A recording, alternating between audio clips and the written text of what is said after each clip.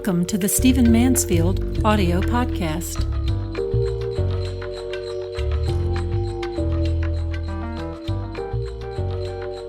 So I want to talk to you today about school textbooks. I know that may not be the most exciting topic in the world, but I have always enjoyed looking at school textbooks, especially history textbooks. I found most history classes in school to be miserable, only fell in love with history later in life, and then went on and got my doctorate in it. Love it now. I think most Americans love the non-classroom variety of history, novels and historical films and documentaries and all of that. But what I like paying attention to when I look at textbooks is what our society is trying to say to the next generation. And I won't go off now about what I've seen in textbooks, particularly high school history textbooks, but you can find some pretty strange stuff. I have seen textbooks that claim that the Pilgrims held the first Thanksgiving to thank the Indians and not God. I have seen textbooks that have more pages about Marilyn Monroe than they do about George Washington.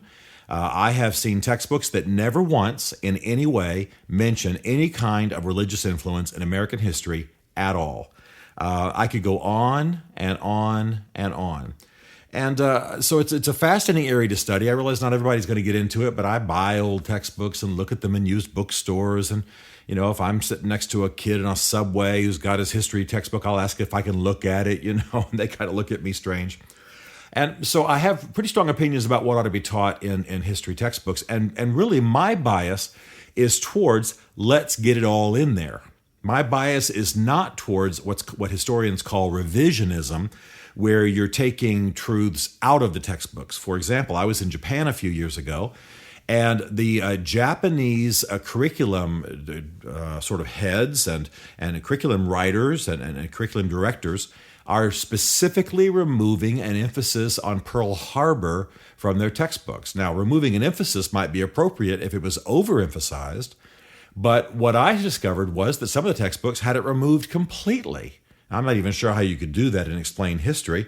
And my point is not that the Japanese ought to just be tortured by their, this big historical error or misguided season in their history that they suffered for horribly. My point is that we ought to tell the truth. We ought to tell the truth to the next generation. We owe it to them. They, if we teach them well, will be wise enough to draw the right lessons and know how to live so as to correct the deformities of our past. And we ought to trust that they will do well if we teach them the truth. Now, the reason I'm bringing all this up is that you can imagine, since those of you who listen to this podcast on a regular basis, that me being a conservative, I have some degree of affection for the Tea Party, at least what the Tea Party claims to be about. I've never attended a rally and don't really know the inner workings. But, if you're a political conservative like I am, you're going to have some affinity for the Tea Party. But in Tennessee, the Tea Party is now doing something that I'm very much opposed to. And it has to do with textbooks.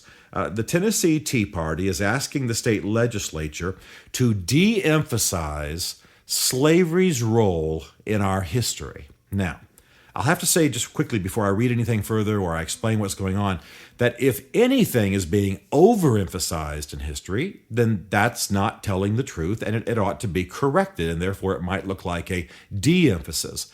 But what most people are wanting, and I think this is what the Tea Party in Tennessee is urging, is a diminishing to the point of inaccuracy of an emphasis on slavery. Here's their exact language in a petition sent to the Tennessee legislature. It says they're hoping that textbooks will be chosen so that no portrayal of minority experience in the history which actually occurred shall obscure the experience or contributions of the Founding Fathers. Now, in the highest sense of these words, I'm with them. You don't emphasize the fact that George Washington owned slaves to the extent that you diminish the good things he did for the country in the Revolution and as president. That's fine. But so when I read that language initially, I thought, well, that's not really a big deal. But then you can find quotes in which somebody has said, I'm sorry, I just can't keep from laughing at this. Somebody has said, with kind of shock, you can just see him standing before maybe a local reporter's television mic and with the camera on him saying, well, they're presenting slavery as though it was a totally bad thing. Well, I don't know how you present it any other way. Yes, some folks will claim, that some versions of slavery were justified in the scriptures. I understand that. It has nothing to do with the slavery in America. The American version of slavery was not the biblical version. The biblical version of slavery had to do with military conquest or an economic indebtitude. In other words, it was something you went into because you had become too indebted, and therefore you became a slave to the lender. It had nothing to do with kidnapping people from their homeland. It had nothing to do with skin color. It had nothing to do with breaking up families. It certainly had nothing to do with killing them in a cross-Atlantic voyage, killing them through whippings. All of this is forbidden in Scripture. So to make the claim that the American-style enslavement of African Americans is biblical is illiterate and ignorant. So the question is, what should we be doing? Well, what we should be doing is telling the truth.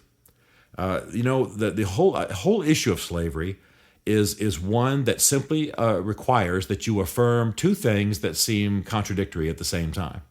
I have lots of African American friends. I'm a part-time pastor in D.C. of a largely African American church. I can imagine the number of African Americans I spend time with, and a lot of them are intellectuals.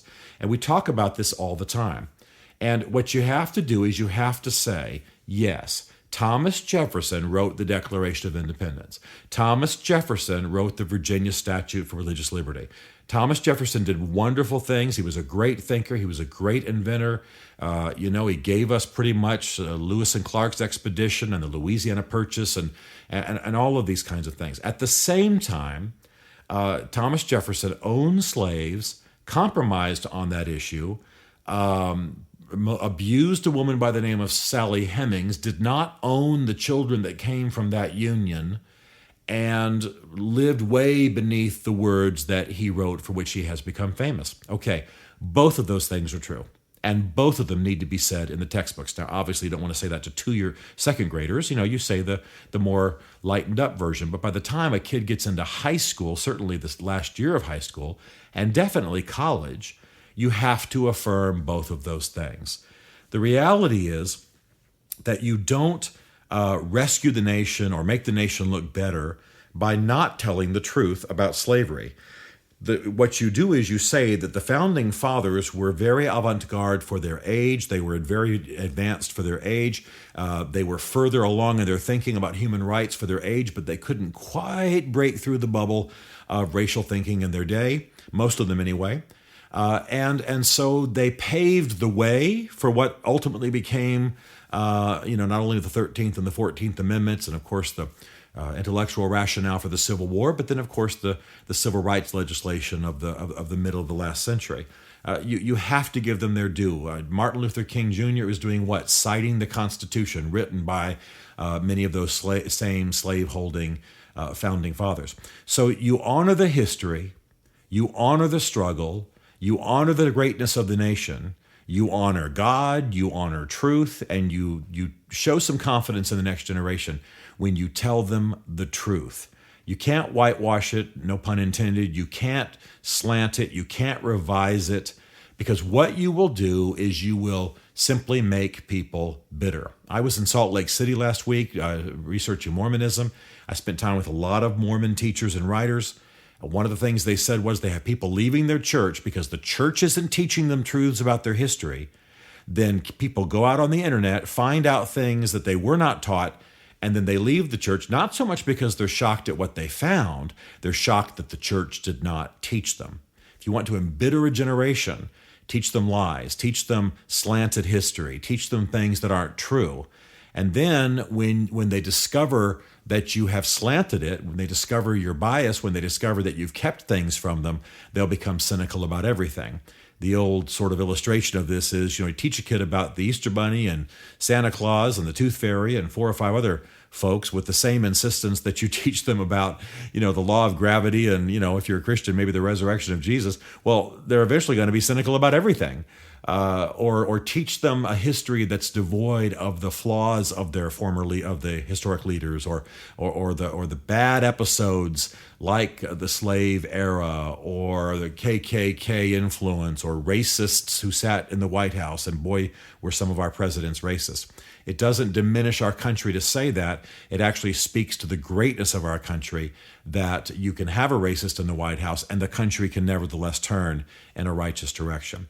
So I say to my dear Tea Party friends, whoever you are out there listening, we certainly want to keep an eye on what's in the textbooks. Many times textbooks diminish valuable stories of faith and heroism in deference to kind of trendy issues of class and gender and race and what have you. All of those need to be dealt with in some way. What we don't want to do is hand textbooks to the next generation that lie about our past, somehow diminish our warts unduly, because they will discover them eventually. Truth will win out, and the next generation will distrust all that we have taught them. That dishonors them, and like I say, I think it dishonors both God and the nation, as well as the cause of democracy and truth in our country, if we don't tell the truth about our past. So the goal of the Tea Party should be to tell the truth, the whole truth, nothing but the truth in our textbooks. And yes, that means some reform. It doesn't mean diminishing the tale of slavery.